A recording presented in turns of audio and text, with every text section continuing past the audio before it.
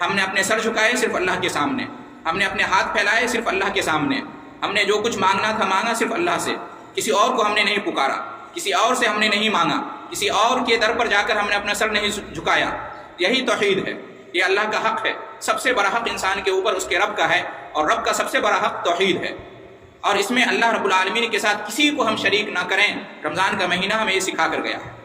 تو جس طرح سے رمضان ہم نے گزارا اللہ کی توحید پر قائم رہتے ہوئے اور اللہ کے ساتھ شرک کو روا نہیں سمجھا، اسی طرح سے رمضان کے بعد بھی اسی راستے پر ہمیں رہنا چاہیے۔ اللہ کے لیے توحید پر ہم گامزن رہیں، اللہ کے ساتھ کسی کو بھی کسی طور پر شریک نہ کریں۔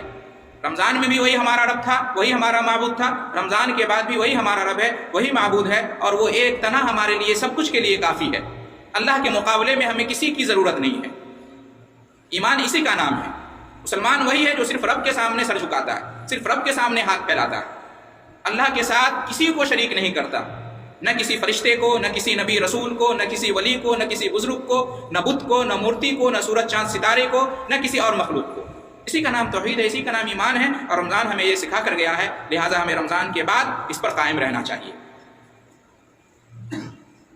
مشکل کشائی ہو، حاجت روائی ہو، ہم صرف ایک اللہ کو پکاریں، صرف اسی کے سامنے اپنا ہاتھ پھیلائیں، کسی اور کے در پر نہ جائیں اللہ کے در کو چھوڑ کر۔ یہ رمضان کا سبق تھا۔ بہت